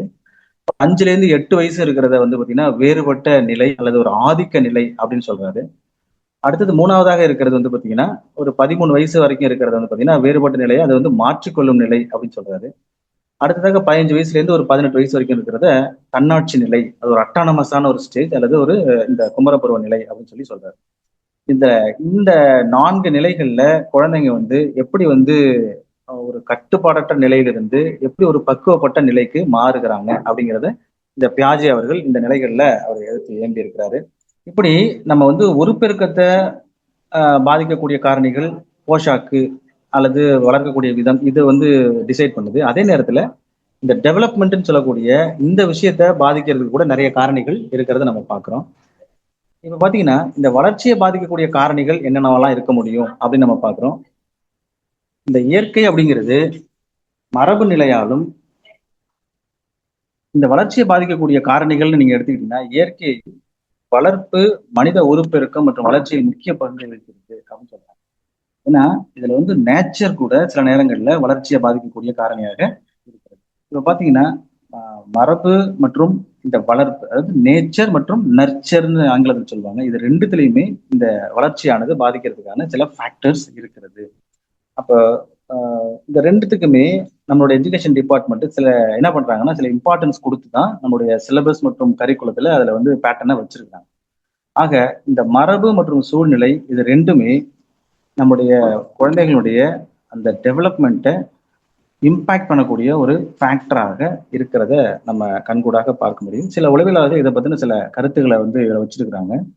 அதன்படி பார்க்கும்பொழுது, மரபு நிலையினுடைய பொருள் என்ன அப்படின்னு சொன்னா, மரபு நிலை அப்படிங்கிறது நம்மளுடைய ஜெனடிக்கா பெற்றோரிடமிருந்து பெறப்பட்ட மரபணுக்களை அடிப்படையாக கொண்டு நிர்ணயிக்கப்படும் தனி மனிதனின் பண்பு நலன்களின் செயல்முறை அப்படின்னு சொல்றாங்க. அதாவது ஜெனடிக்கா சில விஷயங்கள் என்ன ஆயிட்டே இருக்கு. நமக்கு அப்படியே தலைமுறை தலைமுறையாக அப்படியே கடத்தப்பட்டே வருகிறது. அப்படிங்கிறது ஒண்ணு. இதுல மக்டூகல் மற்றும் ஹாலண்ட் அப்படிங்கிறவங்க இந்த மரபு நிலையானது என்ன சொல்றாங்கன்னா, பெற்றோர் மற்றும் அதே நேரத்துல ஒரு 7 தலைமுறையினுடைய சில பண்புகள் அந்த குழந்தைக்கு என்ன பண்ணுதுன்னா, அப்படியே வருவிக்கப்படுகிறது அப்படின்னு சொல்றாங்க. இப்ப பாத்தீங்கன்னா, அதுல வந்து அவங்களுடைய அந்த புறப்பண்பு நலன்கள், அவங்களுடைய செயல்பாடுகள், அவங்கள்ட்ட இருக்கக்கூடிய சில ஸ்கில்லு, இது எல்லாமே அவங்களுடைய பேரண்ட் மட்டும் இல்லாம, அவங்களுடைய முன்னோர்கள்ட்ட இருந்தும் சில விஷயங்கள் அவங்களுக்கு வந்து அப்படியே வருவிக்கப்படுகிறது அப்படிங்கிறத மக்டூகல் மற்றும் ஹாலண்ட் போன்றவர்கள் சொல்றாங்க. இதே வுட்வொர்த் என்ன சொல்றாருன்னா, மரபு நிலை அப்படிங்கிறது ஒரு தனி மனிதன்ட்ட இருக்கக்கூடிய அனைத்து காரணிகளையும் ஒருங்கமைய பெற்றது. இது பிறப்புக்கு முந்தைய நிலையையும் உள்ளடக்கியது என்று வரையறுக்கிறார். இது 2ம் கிட்டத்தட்ட ஒண்ணுதான். என்ன சொல்றாரு? இதுல ப்ரீநேட்டல்லயே சில விஷயங்கள் தீர்மானிக்கப்படுகிறது. அந்த ஜீன்ல என்ன பண்ணப்படுதுன்னா எல்லாமே அது வந்து தீர்மானிக்கப்படுகிறது அப்படின்னு சொல்றாரு. வுட்வொர்த் அப்படிங்கிறவர். சோ இந்த மரபு நிலையை பொறுத்த மட்டும் வெறுமனே பெற்றோர் மட்டும் கிடையாது, முன்னோர்களுடைய பாதிப்பும் அதுல இருக்கிறது அப்படிங்கிறத நம்ம புரிஞ்சுக்கணும். அடுத்ததாக சூழ்நிலையினுடைய பொருள் பார்த்தோம்னா, சூழ்நிலை அப்படிங்கிறது சுற்றுப்புறத்தினால் நிர்ணயிக்கப்படும் தனி மனிதனின் பண்பு நலன்களின் செயல்முறை. இப்ப வந்து ஒரு பாரம்பரியமான ஒரு ஒரு இசை குடும்பத்துல பிறந்த ஒரு குழந்தை கண்டிப்பாக அதனுடைய ஜீன்ல ரத்தத்துல கண்டிப்பாக அந்த இசை பாரம்பரியத்துக்கான விதை அங்க இருக்கும். அதுல ஒண்ணும் மாற்று கருத்து இல்லை. அதே நேரத்துல ஒரு சூழ்நிலையாலையுமே என்ன பண்ண முடியும்னா, அந்த ஒரு வேற ஒரு குடும்பத்துல பிறந்த ஒரு குழந்தைய அந்த இசை குடும்பத்துல கொண்டாந்து வளர்த்தோம் அப்படின்னு சொன்னா, அந்த குழந்தையும் பை பிராக்டிஸ்ல கூட என்ன பண்ண முடியும், அந்த இசையை லேர்ன் பண்ணிக்க முடியும். அதுல அதுல வந்து புலமையும் பெற முடியும். அப்போ மரபாலும் சில விஷயங்கள் நமக்கு கிடைக்கிறது, சூழ்நிலையாலும் அதே விஷயங்கள் நமக்கு கிடைக்கிறதுக்கான சான்சஸ் இருக்கு அப்படிங்கிறத இந்த சூழ்நிலையினுடைய பொருள் நமக்கு சொல்லுகிறது. அப்போ சூழ்நிலை அப்படிங்கிறது சுற்றுப்புறத்தினால் நிர்ணயிக்கப்படும் தனி மனிதனின் பண்பு நலன்களின் செயல்முறை என்று இதனுடைய பொருள் இருக்கிறது. அப்போ சூழ்நிலையுடைய தாக்கம் அப்படிங்கிறது கருவுறுதலிருந்தே துவங்குகிறது. ஆனா அது படிப்படியாக உருப்பெருக்கம் மற்றும் வளர்ச்சியில இது தனது ஆதிக்கத்தை செலுத்துகிறது. ஆகவே சூழ்நிலையுடைய பார்வையில பிறப்புக்கு பிறகு நிகழ்வன மட்டும் முக்கியம் கிடையாது. தாயினுடைய கருப்பையிலிருந்து கருவுதலுக்கு பின்னுள்ள சூழ்நிலையையும் இது அதிக முக்கியத்துவம் பெறுகிறது அப்படின்னு இந்த சூழ்நிலையுடைய பொருளானது அமைய பெற்றிருக்கிறது. அப்ப ஒரு மனிதன்கிட்ட வெறுமனே மரபணுவை தவிர அதிகமான தாக்கத்தை ஏற்படுத்துறது எதுன்னு சொன்னா இந்த சூழ்நிலை அப்படின்னு போரிங் மற்றும் லாங்ஃபீல்ட் அப்படிங்கிறவங்க வரையறை செய்யறாங்க. அதே நேரத்துல மக்டூகல் மற்றும் ஹாலண்ட் போன்றவங்க என்ன சொல்றாங்க அப்படின்னா, சூழ்நிலை என்பது வாழ்க்கை, இயற்கை, நடத்தை, உருப்பெருக்கம், வளர்ச்சி மற்றும் முதிர்ச்சி ஆகிய அனைத்தையும் பாதிக்கும் அனைத்து வெளிப்புற விசைகளின் தாக்கங்களையும் குறிக்கும் ஒரு வார்த்தை அப்படின்னு சொல்றாரு. இப்போ எல்லாமே இதுல அடங்கிருச்சா? அப்ப இயற்கையும் இருக்கிறது, நடத்தையும் இருக்கிறது, வளர்ச்சியும் இருக்கிறது, அதே நேரத்துல முதிர்ச்சியும் இருக்கு. இது எல்லாமே சேர்ந்த ஒரு எக்ஸ்டர்னல் ஃபோர்ஸ் தான் இந்த சூழ்நிலை என்று அவங்க வந்து என்ன பண்றாங்கன்னா மக்டூகல் அப்படிங்கிறவரு கொட்டேஷன் பண்றாரு. அப்ப இந்த 2 விஷயமுமே மரபும் சரி சூழ்நிலையும் சரி என்ன பண்ணுதுன்னா ஒரு மனிதன்கிட்ட என்ன பண்ணுதுன்னா ஒரு கேரக்டரை பில்டு பண்ணல. அந்த வகையில் 2த்துக்குமே என்ன இருக்குன்னா பொறுப்பு இருக்கிறது. அதே நேரத்துல சில வேறுபாடுகளும் இருக்கிறத நம்ம பார்க்க முடியாது. இந்த அட்டவணையை நீங்க பார்த்தா தெரியும். மரபு நிலையில இயற்கையானது அது அவங்க கூடவே பிறந்தது, ரைட்டுங்களா?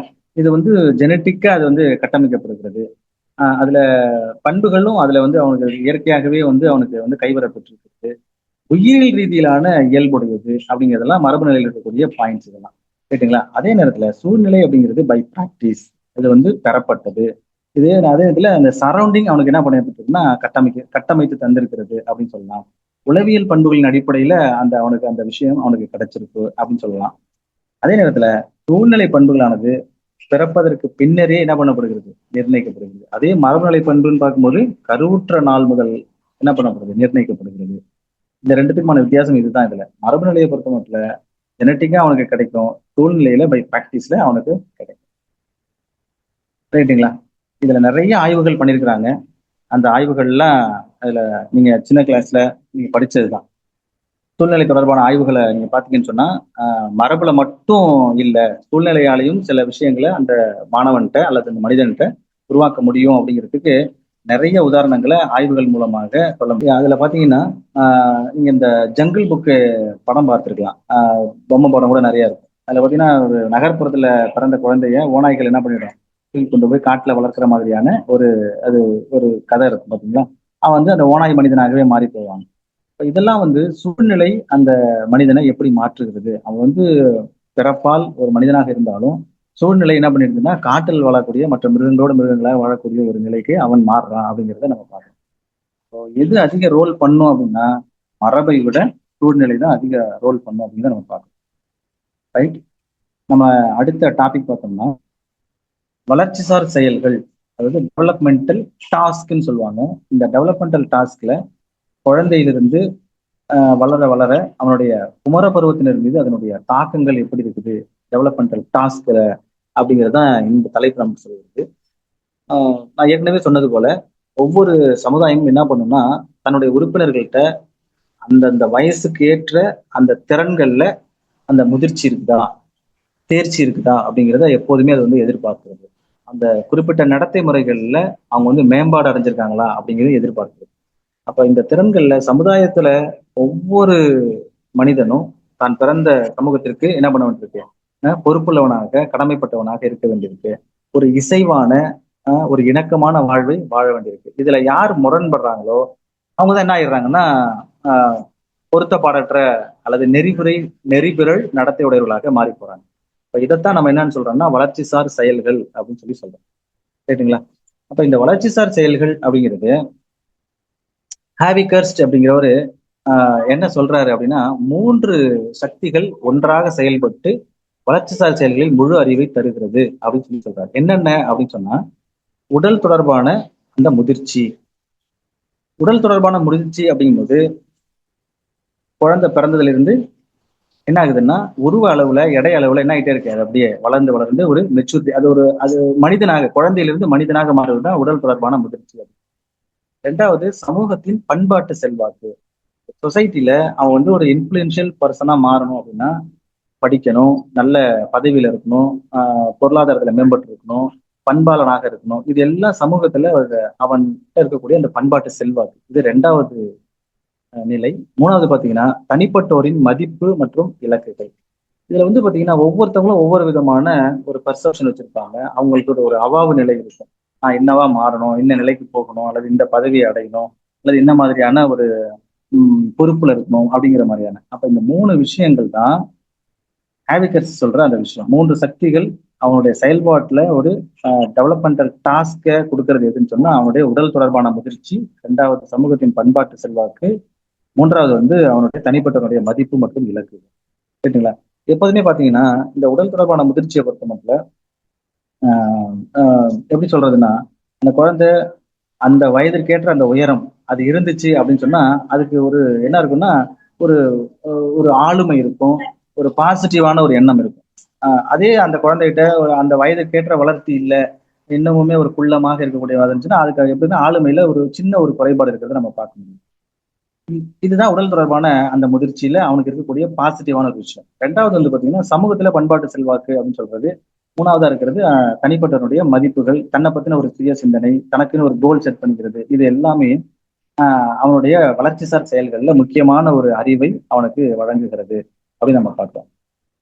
அதே நேரத்துல இந்த ஹாவிகர்ஸ்ட் வந்து மனித வளர்ச்சிசார் செயல்கள்ல அதையுமே பருவங்களாக பிரிக்கிறாரு. அந்த 3 நிலைகளை 6 பருவங்களாக பிரிச்சிருக்காரு. என்ன இருக்கு பாருங்க, முதல் 5 ஆண்டுகள்ல அவன் எப்படி இருப்பான், அடுத்தது டீனேஜுக்கு முன்னாடி அவன் என்னவென்று அழைக்கப்படுவான் நமக்கு தெரியும். அப்போ குழந்தை, அதாவது இன்ஃபான்சி, சைல்டுஹுட், இதெல்லாம் முதல் 5 வருஷத்துல நடந்து முடியும்.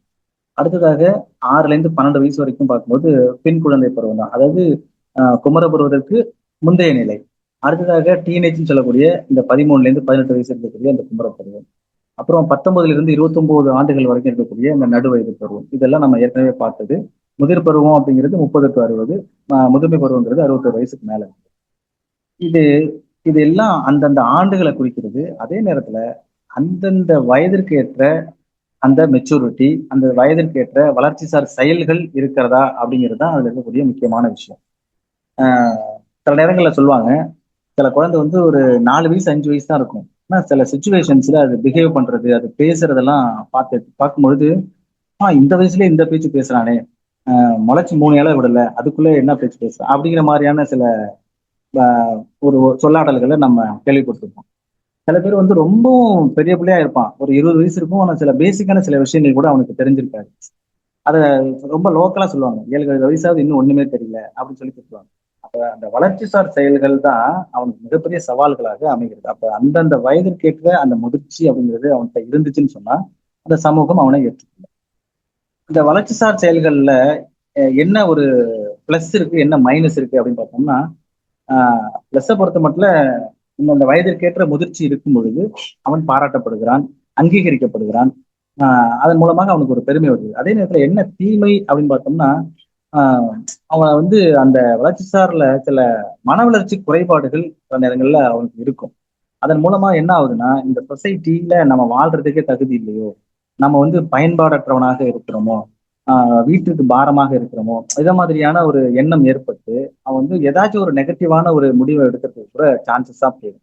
அப்போ இந்த ஒருவன்ட்ட ஏற்படக்கூடிய உடல் மற்றும் உள்ள வளர்ச்சிக்கு ஏற்பதான் அவனுடைய பிஹேவியர் அப்படிங்கிறது இருக்கும். ரைட்டுங்களா? அப்போ நம்மள்ட்ட ஒரு பொது புத்தியில என்ன இருக்கு அப்படின்னா, ஒரு ஒரு பையன் அப்படின்னா அல்லது ஒரு பொண்ணு அப்படின்னு சொன்னா நல்ல உயரமா இருக்கணும், ஃபேரா இருக்கணும். இது வந்து உடல் ரீதியா இருக்கு நம்ம எதிர்பார்க்கக்கூடிய சில விஷயங்கள். அதே உள்ள ரீதியா பார்க்கும்போது ரொம்ப பண்பட்டவனாக, பக்குவப்பட்டவனாக, எமோஷனலா பேலன்ஸ்டா இருக்கிறவனாக இருக்கணும், நல்ல கேரக்டர் உள்ளவனா இருக்கணும் அப்படிங்கிற மாதிரி இந்த சமூகம் நம்மள்ட்ட எதிர்பார்க்கும். அது இல்லாத பட்சத்துல அது வந்து ஒரு தீய நடத்தையாக, ஒரு கெட்டவனாக அவனை வந்து சித்தரிச்சு என்ன ஆகிடுதுன்னா நெகட்டிவான ரோலா மாறி போகுது. அப்போ வளர்ச்சிசார் செயல்கள்ல அதனாலதான் அதை வந்து செயல்ங்கிறத டாஸ்க்னே சொல்லியிருக்காங்க. ஒரு சவால் தான் அது. அப்ப இந்த கேரக்டர் எப்படி பில்ட் ஆகுதோ அதை பொறுத்து தான் அவனுடைய வாழ்க்கை முறைங்கிறது. இப்ப பாத்தீங்கன்னா சில நேரங்கள்ல வளர்ச்சிசார் செயல்கள்ல டெவலப்மெண்டல் டாஸ்க்ல நம்ம படிப்படியா தான் போக முடியும். ஒரு ஒரு ஒரு டாஸ்க்கை முடிச்சுட்டு தான் அடுத்த டாஸ்க்கு போக முடியும். அப்பதான் அவனுக்கு நல்ல பேஸ் கிடைக்கும். இப்ப பாத்தீங்கன்னா 9th முடிக்காமலே 10th போனா எப்படி இருக்கும், அல்லது 11th நடத்தாமலே 12th நடத்தினா எப்படி இருக்கும் அப்படிங்கிறது நமக்கே தெரியும். இப்போ எவ்வளவு கஷ்டமான அந்த வகுப்புகள் இருக்கும். ஏன்னா அடிப்படை அறிவு கட்டமைக்கப்படாமல் ஒரு மேம்பட்ட அறிவை நம்மளால என்ன பண்ண முடியாதுன்னா அதை வந்து எந்த ஒரு மாணவனுக்கும் உருவாக்க முடியாது இல்லையா? அதே போலதான் வளர்ச்சிசார் செயல்கள்லையும் அது வந்து ஒரு செயலை விட்டுட்டு அடுத்த செயலுக்கு நம்ம போறது அப்படிங்கிறது ஒரு நல்ல ஒரு வளர்ச்சியாக அது தென்படாது. அதுல நிறைய நேரங்கள்ல மாணவர்களுடைய அறிவுக்கு என்ன ஆயிடுச்சுன்னா அது வந்து ஊறு விளைவிக்கக்கூடியதாக அது மாறி போகும் அப்படிங்கிறது அதுல இருக்கக்கூடிய முக்கியமான விஷயம். அடுத்தது பாத்தீங்கன்னா, இந்த ஒருவனுடைய வாழ்க்கையில இந்த வளர்ச்சிசார் செயல்கள் அப்படிங்கிறது அந்தந்த பருவத்திற்கு என்னென்ன நிகழ வேண்டுமோ அது கரெக்டா நிகழணும். கேட்டுங்களா? இப்போ பெண்களாக இருந்ததுன்னு சொன்னா அவங்களுடைய அந்த அடுத்த நிலை, குமர பருவத்துல இருக்கக்கூடிய அந்த பூப்பெய்தல் அப்படிங்கிற நிலை வந்து 12 தொடங்கி 14 வயசுக்குள்ள கண்டிப்பா நிகழ்ந்துடும். கேட்டுங்களா? அது இல்லைன்னாலுமே அது மெடிக்கலா, உடல் ரீதியாக சில பிரச்சனைகளை கண்டிப்பாக ஏற்படுத்தும் வழிவகுக்கும். அதே போலதான் ஆண்களுக்கும் 2ஆம் நிலை பான் பண்புகள் உடல் ரீதியாக அது வந்து நிகழ்ந்தாதான் சமூகத்தால அது அங்கீகரிக்கப்படுவான். பியர் ப்ரெஷர் ஆயிடும் அவனுக்கு. அவனை வந்து அவனுடைய அந்த ஒப்பார் குழுவுல அங்கீகரிக்கவே அந்த பசங்க மாட்டாங்க. அப்போ அது அவனுக்கு வந்து மிகப்பெரிய அளவுல உடல் ரீதியாக பிரச்சனை ஏற்படும். அது உள்ள ரீதியாகவும் சில பிரச்சனைகளை ஏற்படுத்தும். மிகப்பெரிய அளவுல ஒரு மன போராட்டம் ஏற்பட்டு நில குலைஞ்சு போயிடுவான். அப்ப இது எல்லாமே வளர்ச்சிசார் செயல்கள்ல அவனுக்கு இருக்கக்கூடிய மிகப்பெரிய சவால்களாக நம்ம பார்க்கணும். இந்த வளர்ச்சிசார் செயல்கள்ல இதெல்லாம் ஃபேக்டர்ஸா இருக்கு அப்படின்னு நம்ம பார்த்தோம்னா, எப்போதுமே வந்து தன்னுடைய உடலை பத்தின சிந்தனைகளே அவன் இருக்கிறதுனால என்ன ஆயிடுவான்னா அவனுடைய கேரக்டர்ல தோத்து போவான், இல்ல அகடமிக்கா அவன் வந்து தேர்ச்சி அடையாம போயிடுவான். சில நேரங்கள்ல என்ன ஆயிடும்னா போதிய வாய்ப்பு சில பேர் வழங்க மாட்டாங்க. சில பேர் அந்த வாய்ப்பை வழங்கினாலும் என்ன பண்ணுவான்னா அதை அவன் நிராகரிச்சு. அப்புறம் வந்து பாத்தீங்கன்னா சரியான ஸ்டிமுலேஷன் இருக்காது. சில நேரங்கள்ல எப்போதுமே வந்து அந்த மாணவன்கிட்ட ஒரு தயக்கம் அவனுடைய வளர்ச்சிக்கு வந்து ஒரு தடையாக இருக்கும். அப்ப அந்த உரிய நேரத்துல ஆசிரியரோ அல்லது பெற்றோரோ நல்ல ஒரு வழிகாட்டியாக இருந்து அந்த தயக்கத்தை போக்கி அந்த கூச்ச சுபாவத்தை போக்கி அவனுக்கு வந்து உரிய வாய்ப்பை வழங்கும் பொழுது கண்டிப்பாக அவனுடைய வளர்ச்சியில மிகப்பெரிய ஒரு மாற்றத்தை ஏற்படுத்த முடியும். அதே நேரத்துல உடல் ரீதியாக அவனுக்கு ஏதாவது உடல்நல கோளாறு இருந்தாலுமே அவனுடைய வளர்ச்சியில தடை ஏற்படும். அப்புறம் வந்து ஐக்கியூல சில நேரங்கள்ல என்ன ஆகலாம்னா இது மாதிரியான தேக்கம் கூட ஏற்படும். இது எல்லாம் வளர்ச்சிசார் செயல்கள்ல இருக்கக்கூடிய சவால்களாக நம்ம பார்க்கிறோம். பாருங்க, வளர்ச்சிசார் செயல்களுடைய தாக்கங்கள் கண்டிப்பாக அவனுடைய கேரக்டர்ல மிகப்பெரிய ஒரு இம்பாக்ட் பண்ணக்கூடிய ஒரு விஷயமா எதை பார்க்கிறோம் சொன்னா இந்த டெவலப்மெண்டல் டாஸ்க் தான். அப்ப அதுக்கு தகுந்தாற் போல நம்மளுடைய கண்டென்ட்டை எப்படி சொல்றது, பாடப்பொருள்கள்ல அது சிலபஸ்ல கரிக்குலத்துல பல விஷயங்களை நம்ம என்ன பண்றோம்னா கருத்தில் கொண்டு அதுக்கு அப்ஜெக்டிவ்ஸ் நம்ம வந்து என்ன பண்ண வேண்டியிருக்கு, மேக்கப் பண்ண வேண்டியிருக்கு. அப்போ வளர்ச்சிசார் செயல்கள்ல நம்ம கவனம் செலுத்தும் விதமாக நம்மளது பாடப்பொருள்கள் இருக்க வேண்டும். அதுல இருந்து எந்த ஒரு மாற்று கருத்து இல்லை. அதுல நம்ம ரொம்பவும் கவனமாக இருக்க வேண்டும். அதே நேரத்துல ஆஹ் இந்தந்த வயசுல இதை நம்மளுடைய சமூகம் நம்மளுக்கு அப்ப அதை சொல்லி நம்ம வந்து என்ன பண்ண முடியும்னா வளர்க்க முடியும். சொசைட்டி நம்மள்ட்ட இந்தந்த வயசுல நம்ம வந்து என்ன பண்ண முடியும், நம்மள்ட்ட இதெல்லாம் எதிர்பார்க்கறாங்க அப்படிங்கிறது சொல்லி வளர்க்க முடியும். இதெல்லாம் மிகப்பெரிய ஒரு தாக்கத்தை அந்த வளர்ச்சிசார் செயல்கள்ல அந்த மாணவன்கிட்ட ஏற்படுத்தும். கேட்டுங்களா? அப்போ ஒரு போதுமான திறன்களை மாணவர்கள்ட்ட நம்ம அந்த குழந்தைங்கள்ட்ட வளர்த்துக் கொள்வதற்கு ஆசிரியர்கள் பெற்றோர்கள் என்ன பண்ண முடியும்னா வழிகாட்ட முடியும். அப்போ நம்மள்ட்ட ஒரு டேபிள் மேனர்ஸ், வீட்டுக்கு வர்றவங்களை எப்படி வந்து வாங்க ரிசீவ் பண்றது, அவங்களுக்கு வந்து உபசரிக்கிறது எப்படி, எப்படி பேசுறது, பொது இடங்கள்ல எப்படி நடந்துக்கிறது, இது எல்லாமே நம்ம வந்து இந்த வளர்ச்சிசார் செயல்கள்ல நம்ம ரோல் பண்ண முடியும். ரைட்டுங்களா? அப்ப ரொம்ப ரொம்ப முக்கியமான விஷயம் இந்த டெவலப்மெண்டல் டாஸ்க் அப்படிங்கிறது வயதிற்கேற்ற முதிர்ச்சி, அந்த திறன்கள்ல மேம்பாடு, செயல்கள்ல மேம்பாடு, இதுதான் நம்ம எதிர்பார்க்கிற அந்த வளர்ச்சிசார் செயல்கள் அப்படின்னு சொல்லி சொல்றது. ஆஹ் இது ஒவ்வொரு காலகட்டங்கள்லையும் எப்படிலாம் இருக்கணும் அப்படிங்கிறத, நம்ம உடலை வந்து எப்படி பத்திரமா பார்த்துக்கிறது, நம்ம உடல்ல நிகழக்கூடிய மாற்றங்களை கண்டு பயப்படாம அதை சரியா புரிஞ்சுக்கிறது, அதுக்கு எப்படி ரெஸ்பாண்ட் பண்றது, ஆணாக இருந்தாலும் சரி பெண்ணாக இருந்தாலும் சரி இரண்டாம் நிலை பால் பண்புகளை எப்படி வந்து முறையாக ரெகுலேட் பண்றது, அதுலேயே மனம் லயிச்சு போயிடாம ஸ்டடீஸ்ல எப்படி கான்சென்ட்ரேட் பண்றது, இதெல்லாமே நம்ம என்ன பண்ண வேண்டியிருக்குன்னா கத்துத்தர வேண்டியது இருக்கு. அப்போ இந்த குமர பருவத்தினர்கிட்டையும் நிறைய வளர்ச்சிசார் செயல்கள் அதிகமான ஒரு டாஸ்கை ஏற்படுத்துது. அந்த பருவத்துலதான் நிறைய சமூகத்துல நெறிமுறைகள் நடத்தையும் நிறைய நடந்து. அப்ப என்னன்னே தெரியாத நிறைய ஒரு புரிதலின்மையின் காரணமாக அது ஆணும் பெண்ணும் அவங்க வந்து சில நேரங்கள்ல ஒரு தவறான பாதைக்கு செல்வதற்கான வாய்ப்புகள் அதிகம். அப்ப சரியாக படித்து ஒரு பொருத்தமான தொழிலை தேர்ந்தெடுத்து தன்னை வாழ்க்கைக்கு தயார்படுத்திக் கொள்ளக்கூடிய முக்கியமான ஒரு காலகட்டமாக இந்த குமர பருவம் இருக்கிறது. ரொம்பவும் சிரமமான ஒரு பருவம் தான், சிக்கலான ஒரு பருவம் தான். ரொம்பவும் வாழ்க்கையை புரிஞ்சுக்கிறதுக்கு தான் யாரு, தன்னுடைய உயரம் என்ன, தனக்கான பொறுப்பு என்ன போன்ற விஷயங்களை தெரிந்து கொள்வதற்கான காலகட்டமும் இந்த காலகட்டம் தான். சரிங்களா? அப்ப இந்த வளர்ச்சிசார் செயல்களை பொறுத்த மட்டும் ஒவ்வொரு காலகட்டங்கள்லையும் என்னென்னலாம் நடக்கும் அப்படிங்கிறத இந்த இடத்துல நம்ம வந்து ஒரு டேபிளாவே பண்ணி கொடுத்துருக்காங்க. இதை பார்த்தா உங்களுக்கு தெரியும். குழவி பருவத்துல என்னென்ன மாதிரியான வளர்ச்சிசார் செயல்கள் அப்படிங்கிறத கொடுத்துருக்காங்க. திருக்குழந்தை பருவம்னா என்ன மாதிரி வளர்ச்சிசார் செயல்கள். இப்ப பாத்தீங்கன்னா இந்த முதல் 2 வயசுலதான் அவங்க வந்து நடக்கிறது, சாப்பிடுறது, தன்னுடைய உடல் கழிவுகளை முறையாக கண்ட்ரோல் பண்ணி போறது, அந்த அந்த பொருளினுடைய தன்மை எப்படி இருக்கு, அது பெருசா சின்னதா, அதாவது அதனுடைய தடிமன் என்ன, எவ்வளவு எவ்வளவு, அதாவது பாத்தீங்கன்னா ஏன் இதை சொல்றேன்னா அந்த குழந்தைங்கள்ட்ட ஒரு பலூனை, சின்ன பலூனை கொடுத்தா கூட அது பெருசா பிடிக்கும், அல்லது ஒரு 2 கையோடு சேர்த்து காலையும் சேர்த்து பிடிக்கும். அது உங்களுக்கு தெரியுமா? கையால மட்டும் பிடிச்சா போதுங்கிறது அதுக்கு தெரியாது.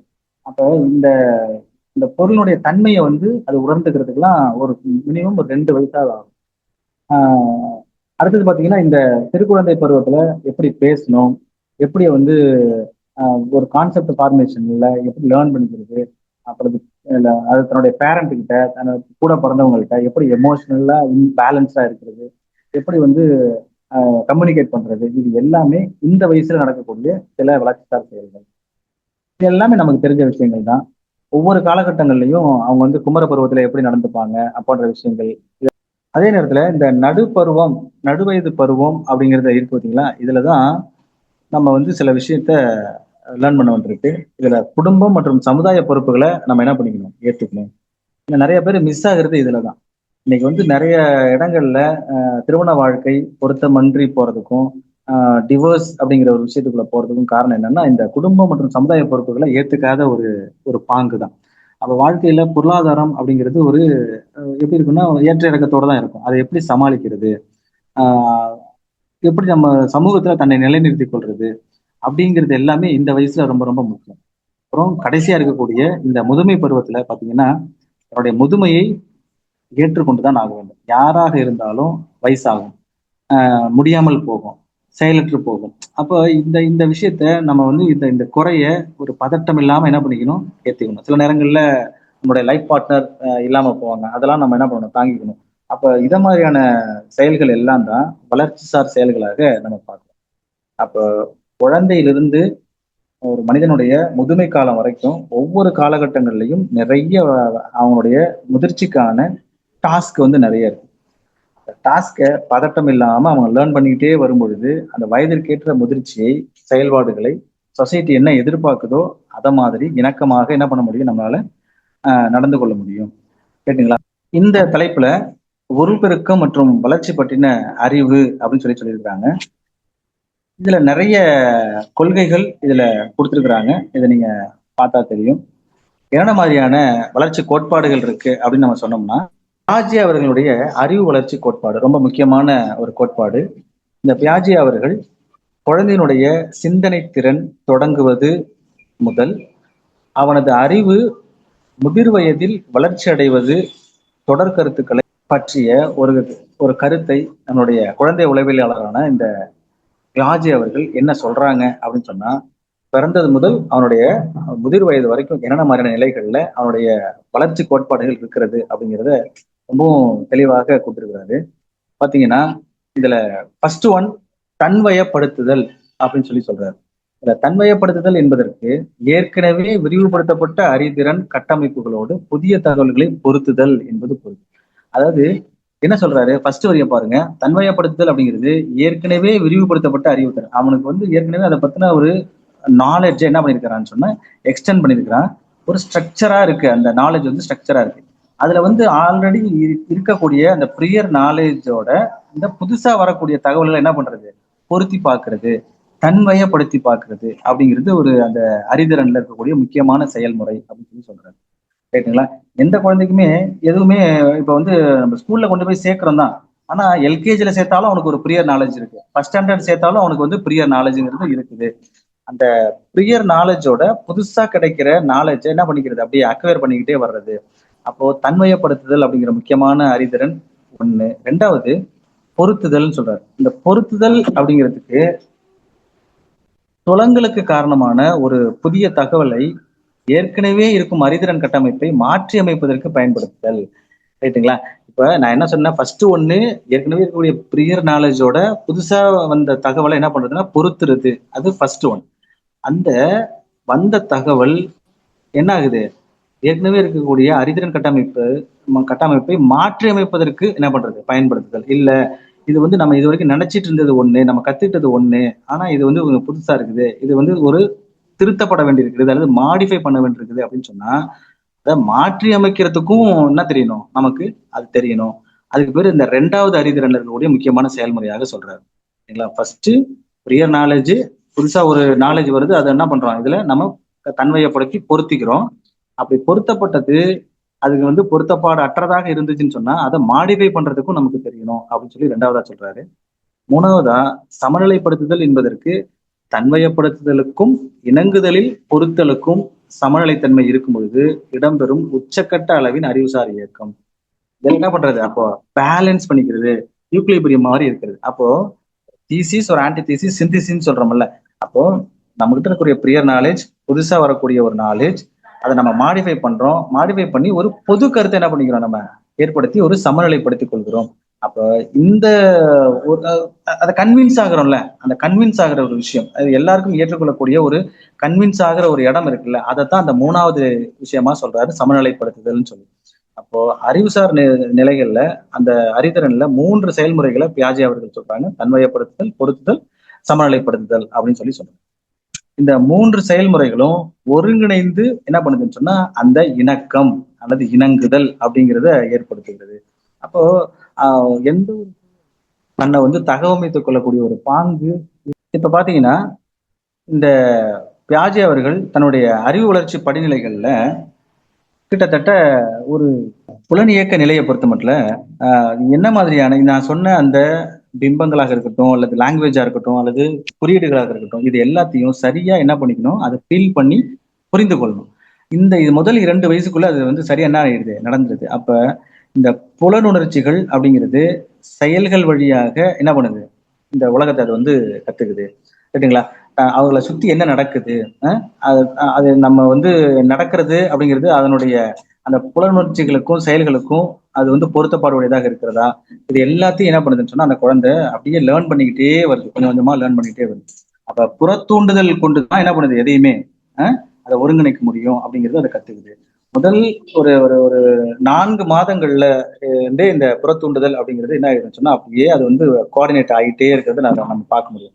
இந்த ஒவ்வொரு குழந்தையும் ஆஹ் முதல்ல என்ன பார்த்தீங்கன்னு சொன்னா அவங்க அம்மாவை மட்டும்தான் சார்ந்திருக்கும். அப்புறம் அதிகமா அடிக்கடி பாக்குறவங்க எடுத்து கொஞ்சம் என்ன பண்ணிக்குதுன்னு சொன்னா அது யாரு என்ன அப்படிங்கிறது சொன்னது. நான் ஃபர்ஸ்ட் சொன்னேன் இல்லையா, அந்த நியூரானுடைய அந்த இணைப்பு மைலின் ஷீத் அது வந்து சரியா நடக்கும் பட்சத்துல என்ன ஆகுதுன்னு சொன்னா அந்த புலனியக்க நிலை ரொம்ப சிறப்பாக செயல்பட்டு எதையுமே அவங்க வந்து ஒன்று ரெகக்னைஸ் பண்ணிக்கிறது, அல்லது பொருட்களை ரெகக்னைஸ் பண்ணிக்கிறது, அந்த பொருட்களுடைய தன்மையை ரெகக்னைஸ் பண்ணிக்கிறது. ரைட்டுங்களா? இது எல்லாம் வந்து எதுல நடக்குதுன்னா முதல் 2 வயசுக்குள்ளேயே நடந்துருது. அப்ப பாத்தீங்கன்னா அந்த எடுத்த எடுப்புல நம்ம வந்து பேனாவையோ பென்சிலையோ கொடுத்து எழுத வச்சு கம்பல் பண்ணக்கூடாது அப்படிங்கிற விஷயங்கள்லாம் ஏன் சொல்றோம் அப்படின்னா, முதல் 2 நிலைகள் இருக்கக்கூடிய அந்த 2 வயசு வரைக்கும் அல்லது செயலுக்கு முற்பட்ட நிலை வரைக்குமே பாத்தீங்கன்னா அவங்களால எதையுமே கான்கிரீட்டா என்ன பண்ண முடியாதுன்னா ஒரு பற்றி பிடிக்க முடியாது. அதனாலதான் அதுக்கு வந்து கொஞ்சம் வயசு வேணும். அதனாலதான் வந்து பிளேவே மெத்தட்லயே நடத்தணும் அப்படிங்கிறதெல்லாம் நம்ம சொல்றது காரணம் அதுதான். கேட்டுங்களா? அப்ப இந்த முதல் நிலையில எதையுமே வந்து ஒரு கான்கிரீட் ஐடியாலாம் அதுக்கு இருக்காது. ரைட்டுங்களா? அப்பதான் அது ஃபர்ஸ்ட் ஏர்லி லேர்னிங் ஸ்டேஜ்ல அது இருக்கிறதுனால அதுல நிறைய அவங்களுக்கு ஸ்ட்ரகிள் இருக்குது. அப்ப இந்த புறத்தூண்டுதல் கொண்டு தானே இயங்குதலை ஒருங்கிணைத்தல் அப்படிங்கிற முதல் பாயிண்ட். இதுல வந்து பாத்தீங்கன்னா முதல் 4 மாதங்களில் புறத்தூண்டுதல் கொண்டு தானே இயங்குதலை ஒருங்கிணைப்பின்மை அப்படிங்கிறது எளிய அறிதிறன் கட்டமைப்புகளால் ஒருங்கிணைக்கப்படுகிறது.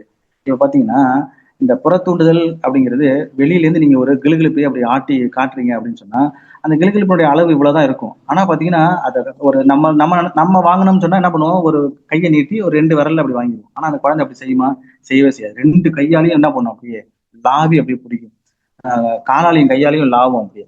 அப்ப சரியான அந்த கோஆர்டினேஷன் வெளியில என்ன மாதிரியான ஸ்டிமுலேஸ் இருக்குதோ அதுக்கு தகுந்த ரெஸ்பான்ஸ் கொடுக்கணுங்கிறது அதுக்கு தெரியாது. அப்போ இதெல்லாம் வந்து பை பிராக்டிஸ்ல தான் அது என்ன பண்ணும், கட்டமைக்கப்படும். ரைட்டுங்களா? பொருள்களுடைய காரண காரிய தன்மை அப்படிங்கிறது அதுக்கு அப்பதான் தெரிய வரும்.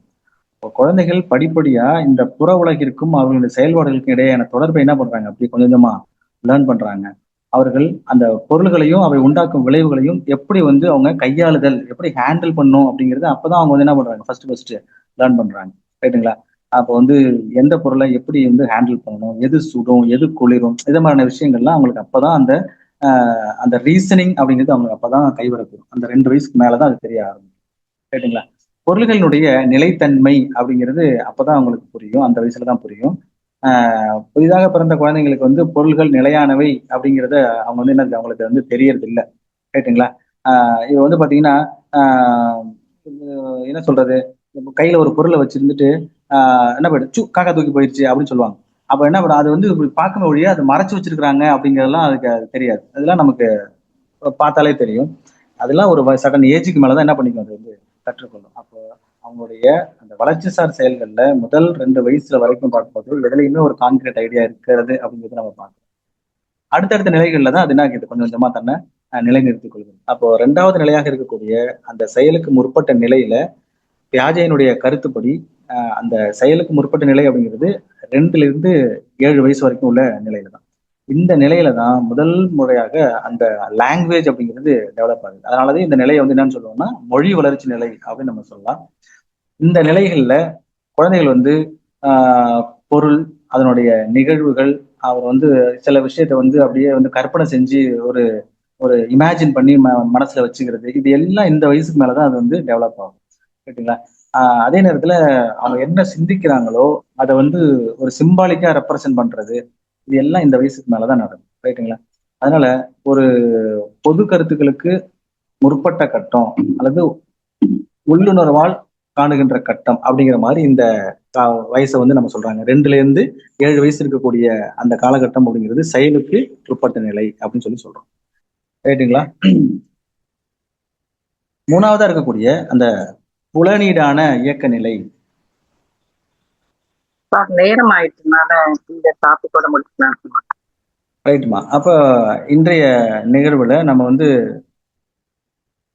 உருப்பெருக்கம் மற்றும் வளர்ச்சி, அதாவது ஒரு குழந்தையினுடைய உடல் ரீதியிலான வளர்ச்சி மற்றும் அதனுடைய உள்ளத்துல என்னென்ன மாதிரியான மேம்பாடு, அது அந்த மெச்சூரிட்டி அப்படிங்கிற விஷயத்தை பத்தி என்னென்ன மாதிரியான கருத்துக்கள் உளவியலாளர்கள் சொல்லியிருக்கிறாங்க, உருப்பெருக்கத்திற்கும் வளர்ச்சிக்குமான தொடர்பு, மரபு மற்றும் சூழ்நிலை என்ன மாதிரியான ஒரு கேரக்டர் ஃபார்மேஷனை ஏற்படுத்துறது போன்றவை இந்த வகுப்புல நம்ம வந்து டிஸ்கஸ் பண்ணோம். இதனுடைய தொடர்ச்சியை நம்ம வந்து வரும் வாரங்களில் நம்ம பார்க்கலாம். தேங்க்யூ.